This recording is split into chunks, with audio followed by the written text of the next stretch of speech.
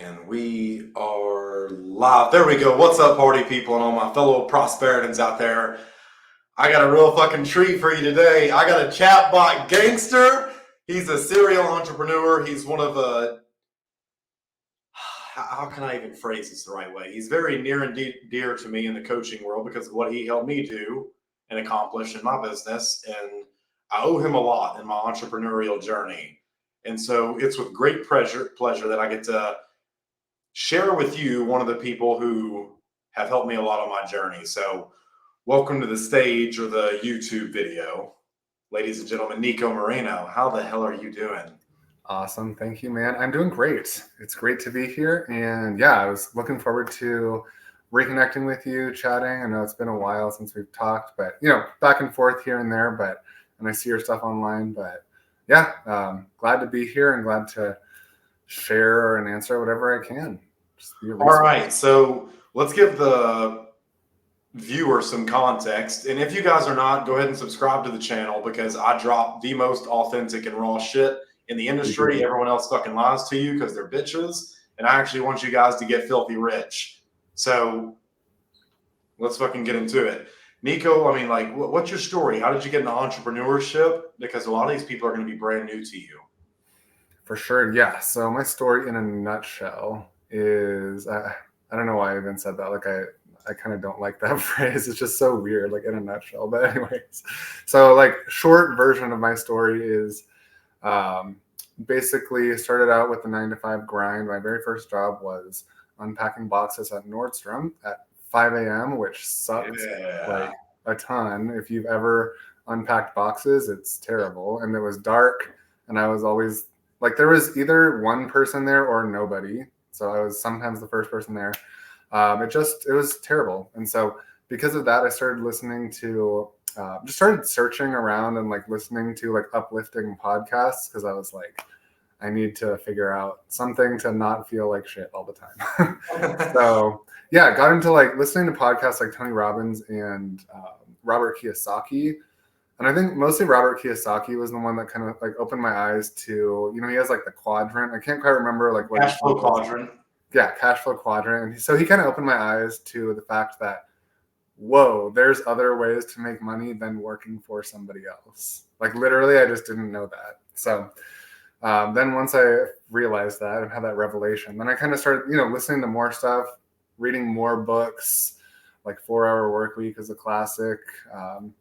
I wouldn't say it's realistic actually, but it at least gives you ideas. So then got into that, just started researching like anything to make money online, tried a whole bunch of stuff. I don't know if some of it was legit, probably a lot of it wasn't legit, but I just, tried whatever I could, started making eventually over the course of a year, made like a little bit of money with like publishing ebooks on Amazon Kindle. But yeah, it's kind of just throwing shit at the wall, saw what stuck. And then finally I was like, okay, I need to figure out a way to actually make like real money instead of just like a few $100, which was what the ebooks were doing. So I finally I found a coach online that was like a copywriter, and she was like a coach for copywriters, but she also was a copywriter. And I was like, I can write, like I'm just going to do that and like figure out how to make it work. Even though I wasn't necessarily like passionate about, or I didn't really know what the heck I wanted to do. I just wanted some way to do something online. So I just got into copywriting, and that actually like worked out because I had a coach who knew exactly what she was doing. And within the first month, I think I made like $3,000, which was like by far the most I'd ever made at that point. And then within 1 or 2 more months, I think I got up to like $7,000. And so I was like, okay, this is like actually legit. And then yeah, from there, I started doing a bunch of other like freelance services, like building funnels. And then I got into chatbots, which we can potentially talk more about. But yeah, chatbots, which back then they were like, so new, like literally nobody even knew what they were. And I just happened to stumble upon them in Facebook Ad Manager. Like you could build them. It wasn't even its own tool. It wasn't ManyChat. It was like its own tool inside of Facebook Ad Manager. You could like create a little like chatbot conversation that could like get people to opt into something or like even sell your product right there. So I started offering that, and then I got into like literally everything, like info products and like coaching and everything like that. But that was kind of where it all started, with freelance services, and chatbots was one of the first ones. So. And what was the journey like to getting those awards behind you? I'll be happy when I get mine. Yes, I know, man. You're on the path. I know it. I'm close. Dude, hell yeah. I'm sure you are. Damn, dude. So the path. Next year I'll have them. Yeah, I mean, I would say the path to getting, well, it's been different. I would say there were definitely stages of like the entrepreneurial journey.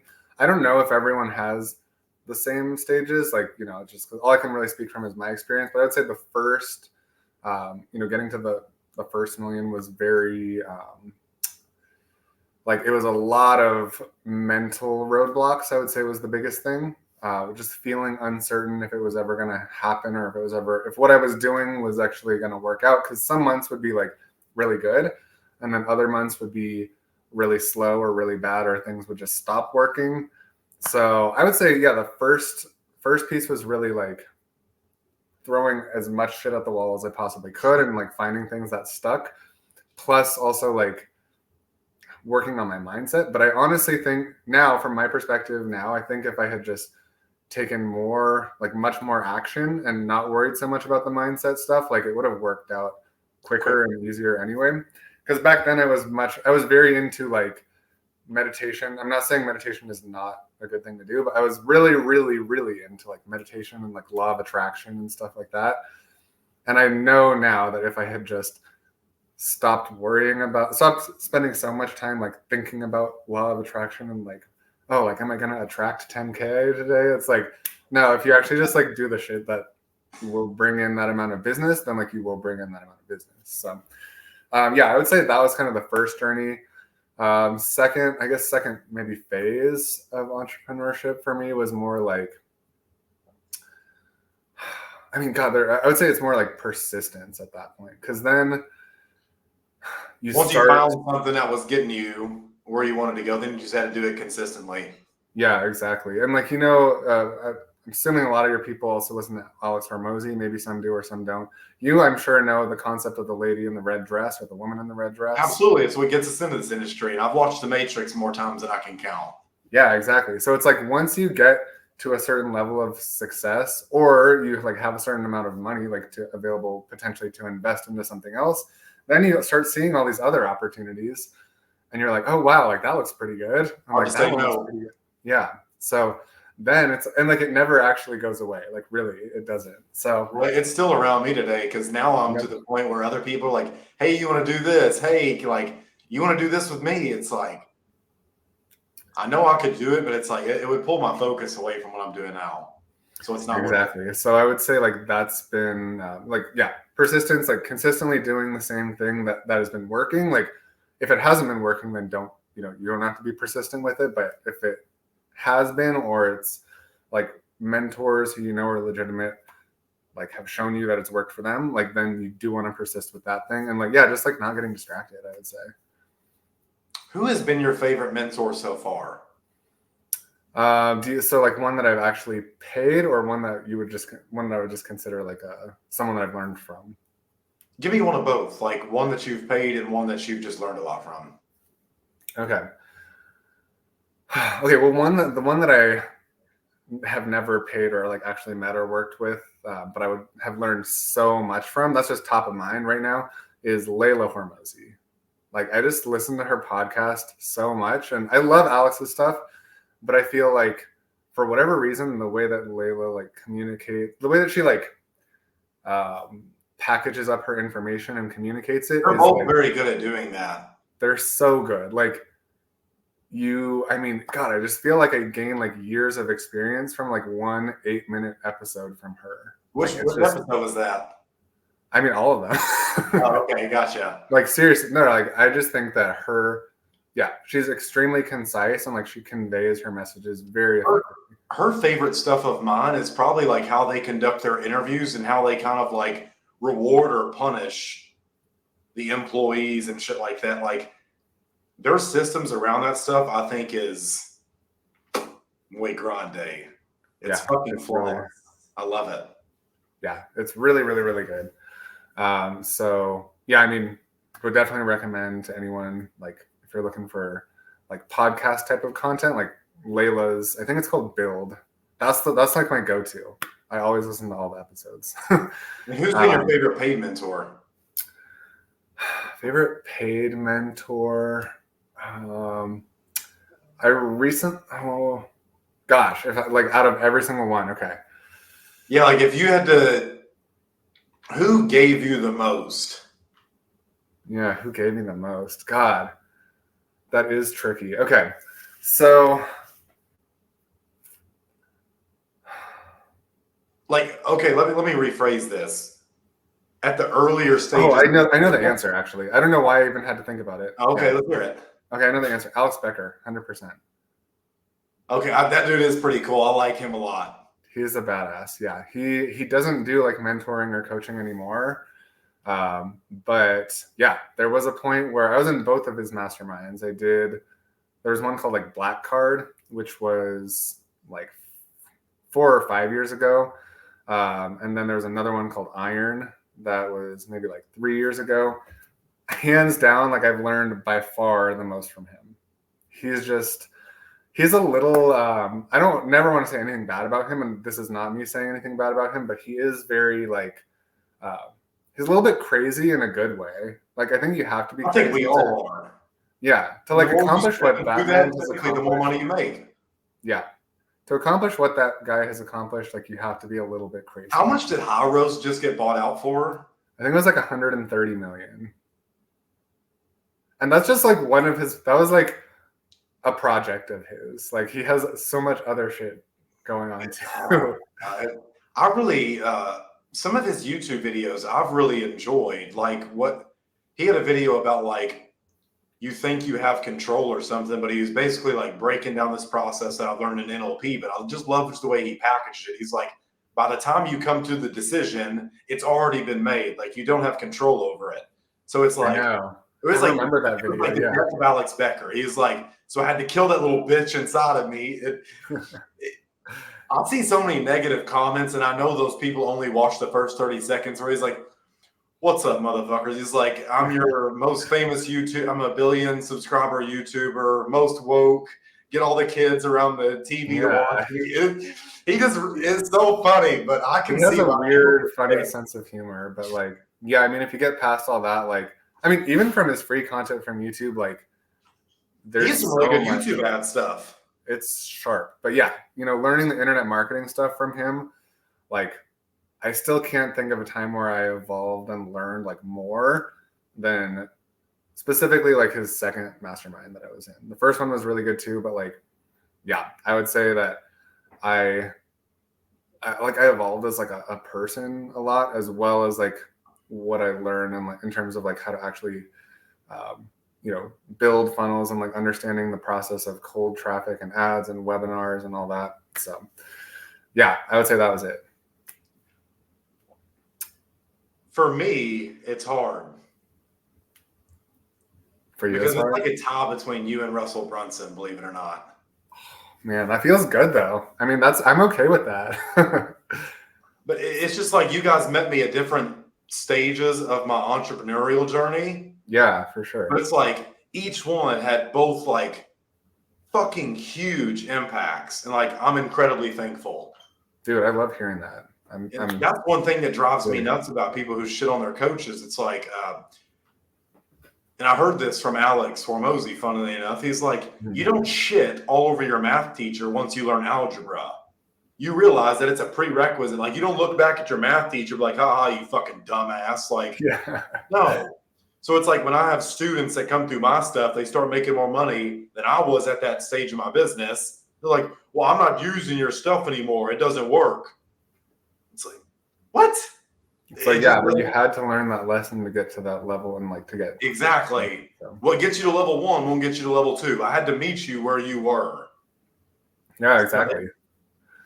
Yeah, I know. I agree that it's kind of, it's a bummer that a lot of people tend to do that for whatever reason. I don't take it personal. I just realize that a lot of people are ungrateful little fuckers.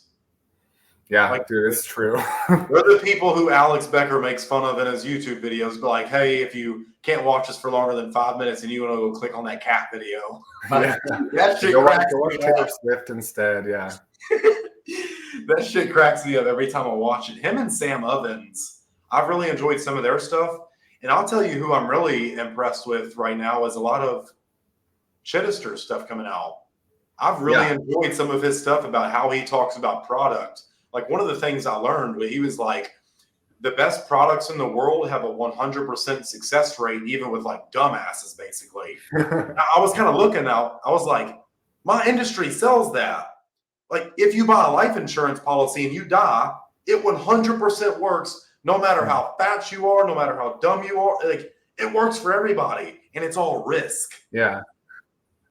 So it's like that's Right. how I'm looking at products now from a creation standpoint. Is like if I never would have like saw his Facebook post about that, that would have went completely over my fucking head. And so I Yeah, I mean, he's a beast too, and he's gotten like he's gotten up I to mean, he always has million tons of I good just saw. information. What was that? He's got up to 70 million from what I just saw. Yeah, I think so. I think I saw that he was recently. in your coaching program, which was really cool. The fact that like he scaled massively because of your chat bots and the DM strategy stuff. And then I remember you sent me that DM, like a screenshot of like Alex Hormozy reaching out to you. He's like, "Hey, I heard you the chat bot guy." Like that's cool. That's so cool to see. To like, that's why I'm so thankful for people like you and Russell because I get to stand on the shoulders of giants and buy all your mistakes, take decades and condense it down into days. Mm-hmm. So like it would not make sense if I did not have more success than the people who showed me it. Because I've got a culmination of everything you've done plus what I've done. So like it keeps compounding. And I can only imagine like the effects of people who learn from us in the future. So it's so cool to be able to, it's a blessing to be a blessing. Yeah, 100%. Yeah, I mean, yeah, when you think about it that way, like you have the ability to invest into into 10 mentors if you wanted to, and like you gain like all the experience that like all the wins and all the failures that they've already gone through, like, and you have access to that instantly. So yeah, like you were in Russell's coaching program as well, weren't you? No, I never worked with him one-on-one. No. Not one-on-one, but didn't you get into one of his programs or do something like that before? I've been in like a bunch of ClickFunnels programs specifically, but yeah. Yeah, not one-on-one mentorship, but like 2 Comma Club X coaching or any of that stuff. Like, what would you say is the biggest thing you've learned from him? I'm curious. Yeah, from Russell specifically, I would say it was really a lot of like funnel psychology stuff, like actual like stuff that he's actually split tested on funnels. Like I like have that ingrained in my memory or in my mind about like stuff with like, order bumps and OTOs. So it's like the real nitty gritty stuff of like internet marketing and funnels. Like I would say those are the biggest things. Like button color and like, OTO, just like, different strategies for OTOs, pricing strategies for like, if you have 5 products on your checkout page and they're all like kind of similar, and if they're all, let's say you have 5 products and they're each like $99, like a template or something, then he did this test and like found out that if you just bundle all of those together and price them for the exact same price as like, so just 99 for the whole bundle, then like not only you'll get like, I think it was like 50% more people will buy and they'll get the bundle of all 5, but like overall you make way more money. So yeah, the way he talks about like little things offers like and stuff, yeah, which was crazy because that's where I realized like Hormozy learned a lot of his stuff was working one-on-one with Russell. So it's pretty cool to see like where Hormozy learned a lot of this shit from.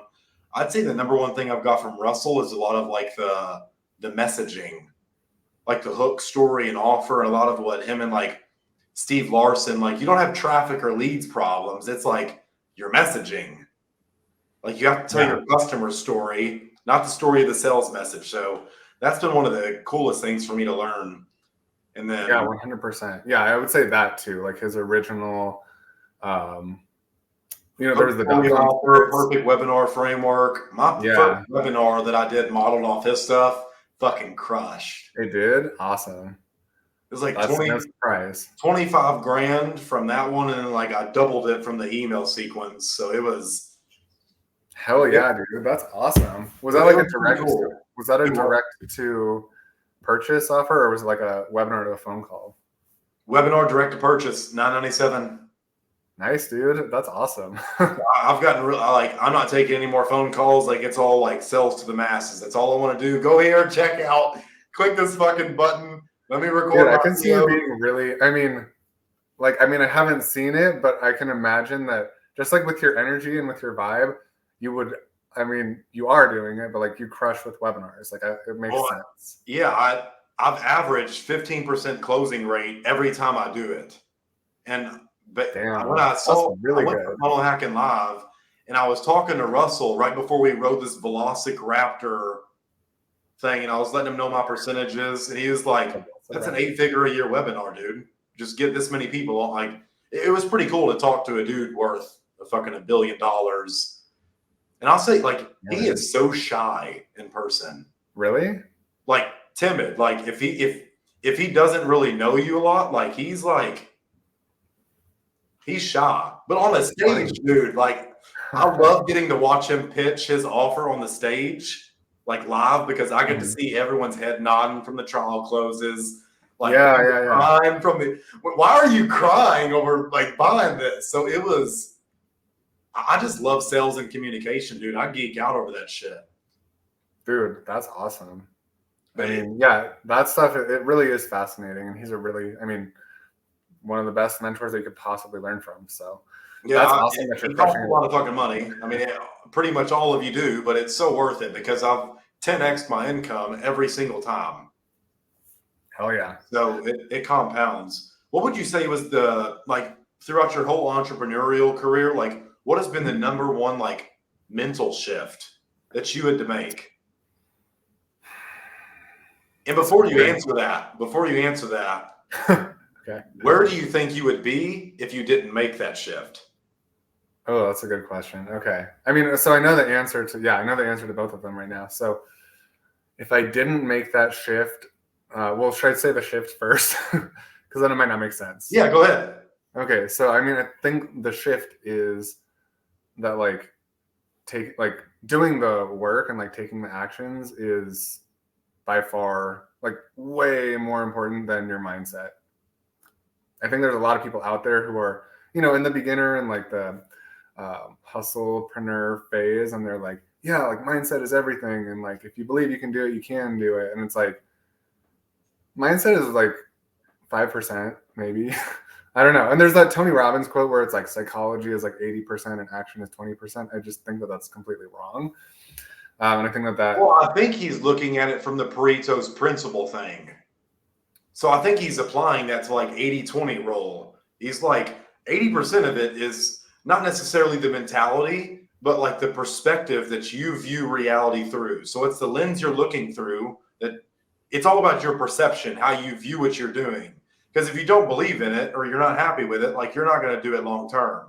But I think that 20% of action is what gives you 80% of the results. Yeah, no, I definitely agree on that. I don't think he's wrong in terms of like 80% psychology, 20% action. I think it's just 80-20 rule. The action makes up 80% of the results. Yeah, for sure. Okay, look at it the right way.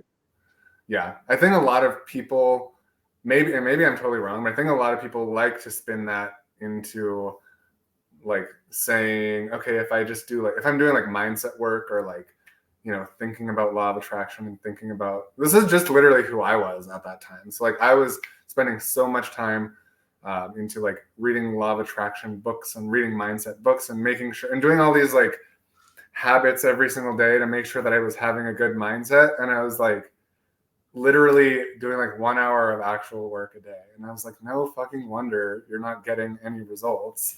So yeah, I would say like, that's it. Like actually it's usually the hard shit. Like, if you're not sure what it is that you need to be doing, it's usually the stuff that's hard and you don't want to do that day. Like that's probably the stuff that's going to get you the most results. Yeah, I mean, without that, I feel like it would just be Copywriting still. still making like sub 10K months, like, and wondering why I'm not making $1 million months. Like now I at least like, now I know I like have awareness around like what it takes to get to like $1 million months. So, and like knowing that I'm not doing that, it's like, well, it makes sense then that I'm not doing that. Instead of sitting there being like, no, the answer is mindset. Like I must not be like mentally aligned to $1 million months. It's like, no, you actually just have to do these certain things. Well, I don't think it's necessarily like, I think it's all in the framing. Like, I just think they're looking at the wrong things. Like they're prioritizing other bullshit. And Yeah. I mean, that's what I think my mentality is. It's like emotional detachment, and like it's just a matter of perspective. It's not like there's so much stuff that goes into mindset, and I've probably worked on mindset more than anybody in this world except Tony Robbins. I've done every single brainwave and training program, and I've done crazy shit. You have. And I have to say, okay, the first thing that I like ever noticed about you, like when we first started working together, like from day one or even before day one, like, cause I remember we were talking a lot and you were like, you like prepaid like part of it. And like, you were like, I can't start yet, but like, I don't know. Even before then I was like, this guy's mindset is like, he's a beast and he's a hustler. And you're like, I mean, I could just tell. That was one of the funny things that I've stolen from Russell. I was watching one of his webinars. He's like, so I had to get good at what every single entrepreneur has to get good at doing. I pulled out my credit card and I bought their program. It reminded me of what I did for your program. Yeah. That's always a funny reminder. Yeah, no, it's true. You've got to, yeah. I remember that line from Russell too. It's like you have to be a good customer in order to also how you buy is how you sell. Yeah, exactly. I wish more people would understand that because they quit being so fucking stingy with dollars. Yeah, no, it's true. It's like, yeah, if you're not willing to like pay in full for some program, like then, and like all the mindset, I'm not saying like maybe if you don't actually have the money, then it's different. But like if you're in a situation where like you have it, but you're just being stingy and you just like, for whatever mindset shit is going on in your head, like that's also going to cause and like translate into how you're showing up in your business with your offers. And, you're likely going to attract the same type of people who aren't willing. Maybe they do have the money, but they just aren't willing to invest like into, paying in full or whatever. So I 100% have seen that happen in action for myself. What do you think the stupidest thing entrepreneurs do? Like, what do you think the biggest mistake most of them make is? I think it's expecting, and okay, I also want to preface this by saying literally 95% of marketers out there like try to advertise their product this way so that you think that it's going to be an overnight success. So it's not 100% on them, but I will say probably the stupidest thing people do is they will like sign up for a course or a program or whatever, and they'll see testimonials of like, right before they buy it, they see a testimonial like, oh my God, this person made 300 grand a month. And then their expectation going in is like, okay, literally like the second I sign up, like I'm going to make $300,000 without doing anything. I'm going to put this one button on my page. Yeah. And then literally the second day they're like, I haven't made money yet. And like, they're all frustrated and they give up. Like, that's the stupidest thing.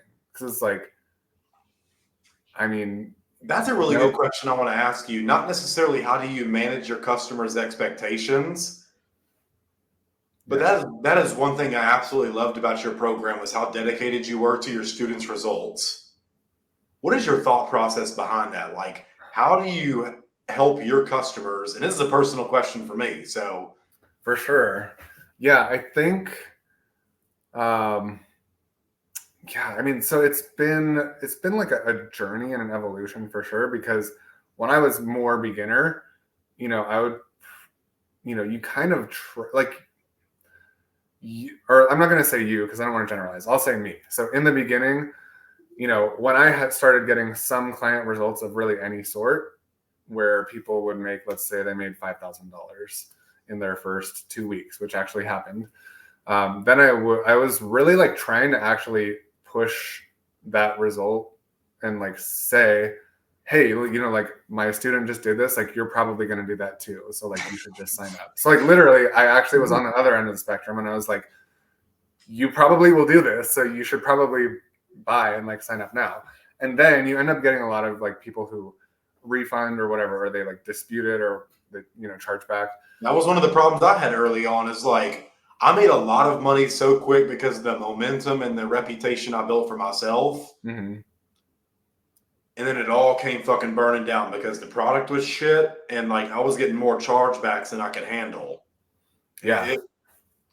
It's a problem. So I think once I started to experience that, then I just started to realize like, well, okay, so here was the thought process that translated into me making a change. I was like, if I sell, okay, let's say, you know, product is 5K, like if I sell one person and they don't refund and they're like, and they have fair expectations and they go through it and they get results and they don't refund, that's way better than me selling like 3 people because I gave them too high of expectations and then all of them either refund or charge back. And then I'm literally like out probably $1,000 because of dispute charges. So I literally thought of it in a logical like way of how much money I would make or not make. That was kind of the first thing. And I was like, okay, if I just calm it down a little bit and set more realistic expectations, I will actually just make more money. So that was the first thing that. Yeah, the question I wanted to ask you at first just answered the question I just asked you. It's basically to have phenomenal results with your program, you're just managing your customers' expectations the right way.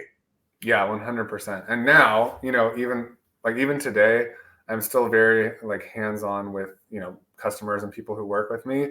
And whenever I'm the one who has, so, you know, not all of my clients come in this way, but if they come in by messaging me on social media or like that's our first interaction, like I very clearly set expectations before they even have the chance to book a call. I'm like, typically within 30 days to 60 days, you can probably start making money. I don't even tell them anymore within the first 30 days because like most people will, but I would rather just not even have that customer that's coming in and thinking like, okay, I'm going to make $10,000 in the first week. I would just rather not have them. Yeah, it's very flawed mindset. So once you've got these people in, you manage their expectations. I mean, how are you getting them to consume? That's one thing I learned from Alex Becker that has been by far the most important. It's like the whole goal of all of this is to get them to consume the marketing. Yeah. Which I think is so fucking beautiful, dude. Like that's tattoo worthy for an entrepreneur. Get your customers to consume the marketing. So like, how are you getting your people? Because like, I've never had this problem, so I don't understand it at all. Like, I bought your shit and I went straight into it, started working. Like, Nico, check this out. But it's like, yeah, you did. How do you get those lazy horses and get them to like drink water? Yeah, I think so. I mean, I'm still something on the onboarding call. Like, how do you think you solve that problem for an entrepreneur? Yeah, so I will say there's 2 things that I want to say. One of them is I don't think that it's possible for it to ever be perfect. Like, I just think there's always going to be. You'll still have people like, that's what was funny about Funnel Hacking Live. People were like, I asked him, how many funnels have you built? None. How long have you built funnels? 4 years. It's like, you've given Russell like $297 a month for 4 years and you've never. I love his story. Yeah. I just love coming to the events. Yeah. No, I sign up for what I got, or yeah. No, I have people that have signed up and like literally never, like I've never heard back from them after that ever from like me doing like outreach, and they never have clicked through anything or posted like anything anywhere. But they had no problems, or like, you know, they didn't ever, you know, like dispute or anything, or like, yeah, no, they just were gone. I don't know. Some people are just like that. So yeah, but I would say, so 2 things, like one is like realize it's never going to be perfect. You know, maybe with SaaS or something, or like something where everything is like super, super automated, like maybe there's a way to do that. But I think with high ticket products, just the reality is, you know, not everyone is going to A, take action, or B, like get results. But yeah, I think it's your job to do as much as you possibly can. And I think what changed it for me was doing my onboarding call in the way that I do it.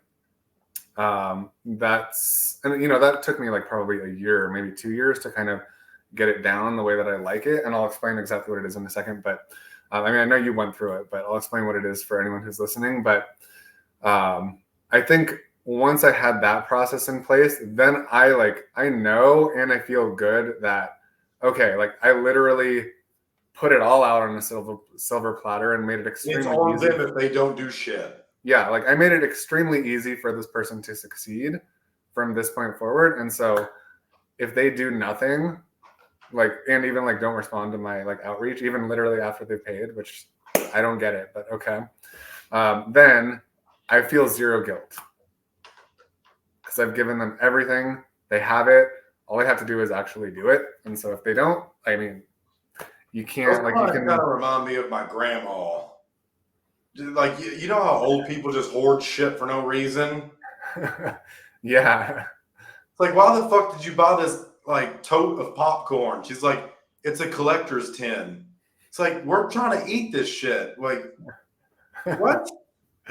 I can just see Old you people having are that fucking conversation. hoarders. That's funny. Yeah, I can see you having that conversation, honestly. Oh, I did. I got smacked in the mouth to it because I was like 6 or 7 years old, but I wanted the popcorn. Oh man. Dude, she still has that tin can till this day, and it's like her house just full of shit. It's like, you don't need 7 grandfather clocks. Damn, yeah. Yeah, I mean, you can lead a horse to water, but you can't make it drink. So I think you can. You just got to put enough salt in its food. yeah, all right, fair enough. And so, see, that's what I'm talking about. Like, it's always a matter of perspective. It's like what I'm really focused on now is kind of engineering behavior in my program because I want them to be, I want to give them consistent character traits, but pretty much make them, I want to condition them into the mindset that they need to be successful, but I want them to come to that conclusion themselves. So it's like, people might see that as manipulation, but I think it's more to do with the intention behind it. If I know I can help somebody, I think I have the moral obligation to sell them and get them through that. 100%. Yeah, I agree. That's why people think salespeople are fucking evil. Yeah, no, I can't remember. I think it was Alex Hormozy that said a quote very similar to what you just said, but he was the first person that I had heard it from, so it made me remember that. But it's something like literally the only difference between sales or selling and manipulation is your intention. So like if you have the intention to actually help that person, then like manipulate them so that they'll do the stuff that they need to do. Our society is so crazy because I think it's how we define things that makes a huge difference in our communication. Because Totally. if I asked you to explain the word love with the 3 words that make it up, your 3 words would be different than my 3 words. So it's like all how we brand and classify things. And it's like, well, what's a really good example of this? Like irrational versus rational thinking. Why is it called irrational? Yeah, that's true. I don't know, like who decides? They use that word to describe like a behavior. It's like you're being irrational right now, Nico. Mm-hmm. Like you're just being irrational. So it's like almost like they're trying to condition you socially to a behavior. But it's like I think irrational thinking has helped me blow up. Yeah. I guess I would consider it more hyper rational if I were to redefine it. But that's one thing I've really picked from Alex Hormozy is like redefining the meanings of things. I love his definition for patience. It's like knowing what to do in the meantime. Yeah, that's funny. I fucking love that. Like I've learned so much from all of you, and I'm eternally grateful. Seriously, you're a fucking gangster, dude. Thank you, man. I mean, you had it from like before we even started working together. Like I could sense it. So like you had the traits, and you had the drive, and you had the desire, and you had everything. And now it's playing out in an even bigger way. So it'll be fun where I get to where I'm wanting to go, but I know by the time I get there, I'll want to go somewhere else. So I'm learning to just enjoy the journey. Dude, that's what it's all about. Like that's another thing that I would say has been part of my entrepreneurial journey is like you think there's an end point, and you think you really want to get to the end point, and you're going to feel so good when you get there. But the second that you get there, like you realize that there's all these other goals above it. So that's what I learned from riding my motorcycle. I had a CBR 1000, and I hit like 230 on it, 230 miles per hour. I mean, that is fucking quick. Dude, that's crazy. Allegedly, just in case any automotive insurance companies are watching. That allegedly, no one can verify this. It might have been on a video game. Okay, I was on Grand Theft Auto in real life. Right. But it wasn't when I got there that was the fun part. It was the adrenaline of how fast I was going there. It was the ascension, like the acceleration. So it was like 0 to 230. Right. That was more fun because once I got there, it was almost like I was sitting still. And isn't it not crazy how much our life like overlaps between like spirituality, relationships, business, finance, like relationships, like how much intertwining there is between all of them. And I think it's where the statement, how you do one thing is how you do everything. Yeah.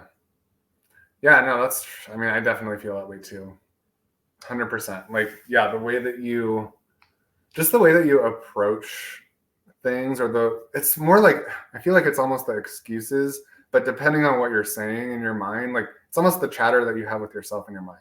So like I have pretty good conversations with myself, I must say. I do too most of the time, but I know I definitely get in situations sometimes where I'm like, okay, I need to just like stop thinking that because it's not helping me or anyone. But hypnosis just like I do. So I find it so easy to control the inner dialogue or get it to talk to me about what I want. That's one of my favorite things in the world is hypnosis, especially when I'm using it on like my webinar. Like I'll use so many embedded commands, and it's so funny to watch people's heads. Like I'll say like, are you getting this? Are you with me? Like embedded commands. Like, are you getting this? Are you buying this product? And yeah. And when I explain people that, like they're like, that's why my head was shaking. I was like, yeah, you were in conscious, unconscious agreement. You were congruent with what you thought and what you did. And so my whole goal in sales is to get them to believe in the truth, because once they do, if they don't buy, they're lying to themselves. Yeah. That's true. I think it's a very ethical way of trapping someone to make the best decision possible for them. And if they're too stupid to do that, then I don't want to work with them. Yeah, exactly. It's like, you can only help them so much. And if they don't, like, there are certain people that you just don't want to work with. No, because like, have you ever argued with an idiot? You have to like lower yourself. It's like it's like there's no way to win. Yeah.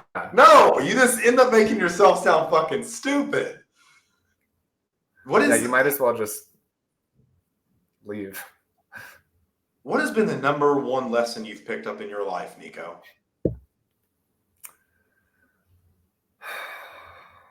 Like what lesson or personal breakthrough do you think served you the best?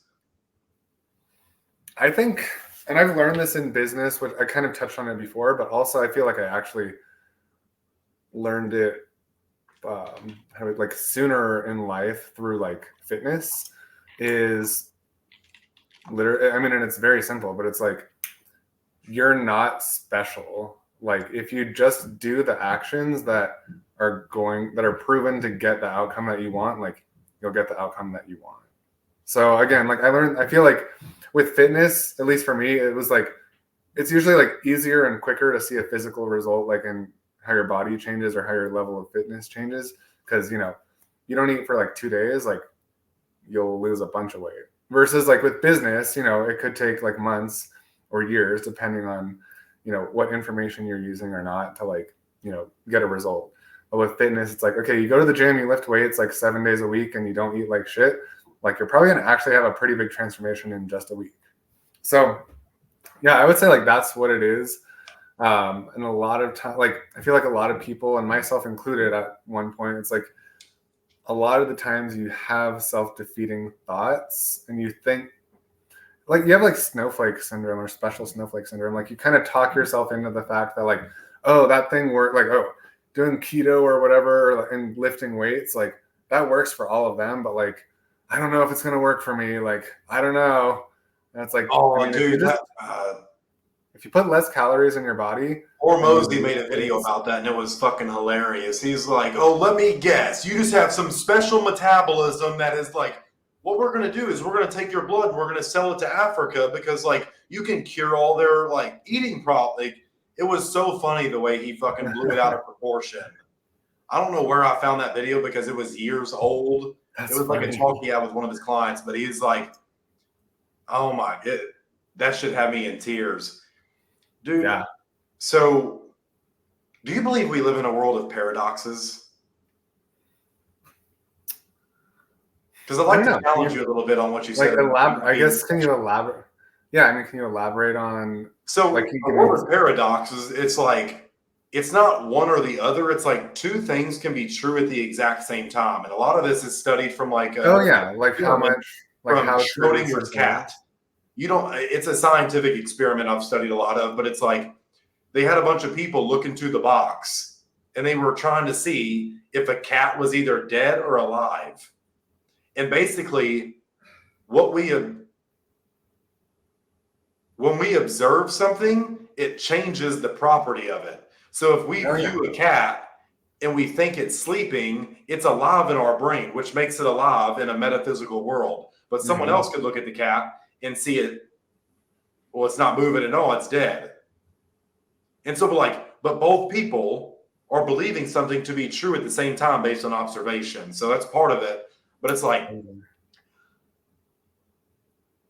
I have a lot of ambition, but I'm not an ambitious person. I care about what people have to say, but I also don't give a damn. Yeah, no, I think that's. I think I'm special in my world, but I realize if I die, the world keeps going. Yeah, no, I think yes, I think we do live in a world of paradoxes based on what you just said, and like the definition. Yeah, 100%. And I think life is so black and white. Like I think there's a lot of gray in between, and I think a lot of people would let themselves off the hook a lot more for their insecurities and shit like that if they realize like it doesn't matter as much as you think.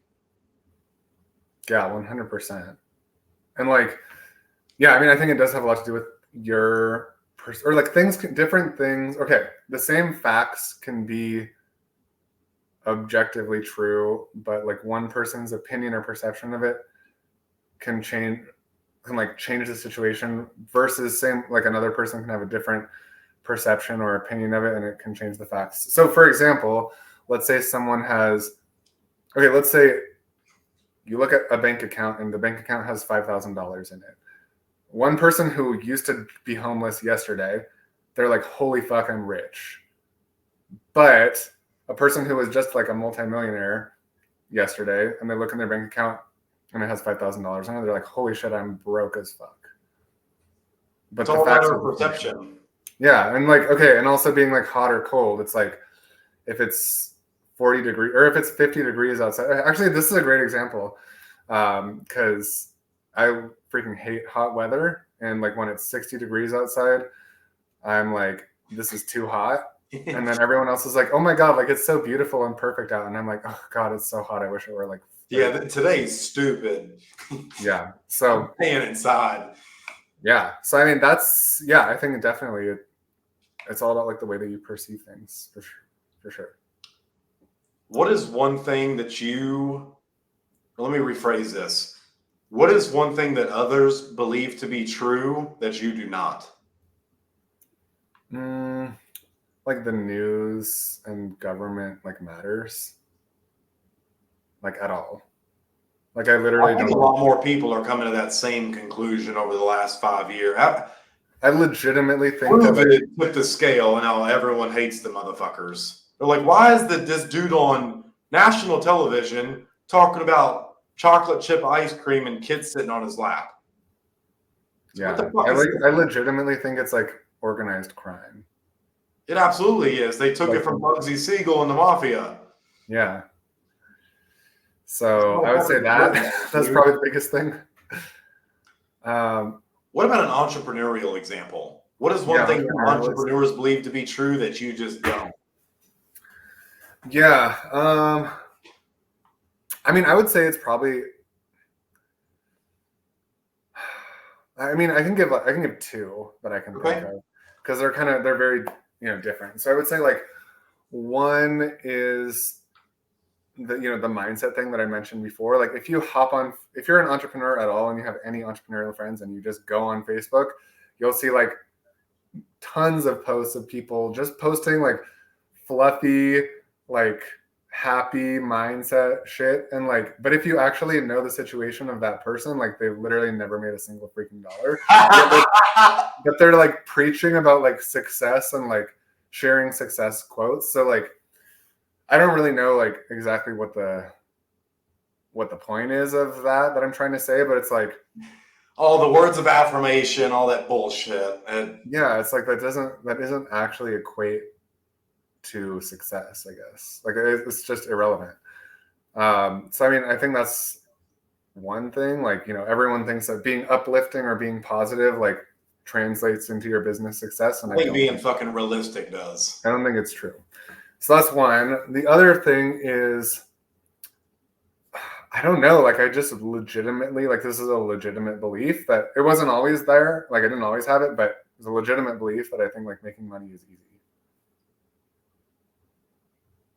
Like I just legitimately, like I just have proof, like so much proof that it's easy that like that's a legitimate belief of mine. And it's something I've come to found to be true. And it's like, I think most people don't have that. So it's like I used to have to wake up at 4 and drive 30 minutes across the bridge where motherfuckers would always wreck and cause traffic delays. Like I'd have to breathe in copper all day and like wear respirators and in this ugly brown uniform. And I had to weld and like catch my hair on fire. And like there was this dude that had like whiskers coming out of his ear because he's just old and doesn't give a fuck. It's like, I can see the wax. It's like, what the fuck is wrong with you, Mike? Like, dude, clean that shit up. He acted like he was going to flip. Like, that's the shit I had to deal with. Like, old men. It's like, it would take me 40 hours a week to make $3,000 a month. It's like, I just woke up the other day and saw a Stripe notification before I got out of bed. It's like $17,195 has been deposited into your account. It's like, nice. Hell yeah. I made more in a fucking day. It blows my mind, but this is why I'm so thankful for God, for you, for Russell, for Tant. Like, everything is just compounded and like 2% with Nico here, 3% with this guy here, 1% here. It's all just added up. And now it's like, it's finally turned into something where I don't have to stress at all. Yeah. And I'll give 50% of the, like, I'll give 40% of the credit to you and 40% of the credit to Russell and like 20% to everyone else. I think that's very generous, but I will accept that. Thank you. Yeah, well, you two have moved the needle the most for me in terms of that stage of the business where things were the hardest and you made it the easiest for me. So, hell yeah, man. No, dude, I really fucking appreciate your time for being on here. Where can people go if they want to find? I'll let you do like a little quick like advert if you want to like pitch your chat bots. Like if you could explain how insurance agents could use it to make sales, not really make sales, but book calls. Yeah, for sure. So basically, what I do is, or one of the things that I do is help people who have like a phone call, a business where they need phone calls, help them filter out and like basically get more high quality leads who are more warmed up to book a call with them like automatically, basically. So and it's like a done for you setup that we that I will set up for you. The leads come in through social media, although now I actually have some other ways that don't rely on social media. But yeah, if you're someone who wants, to generate quality, like qualified and like quality, like interested calls who are actually going to show and who want what you've got, and you want it to happen all completely automatically instead of you having to do everything manually, that's what the chatbot does. So, And where can they find that at, or where can they get a hold of you at?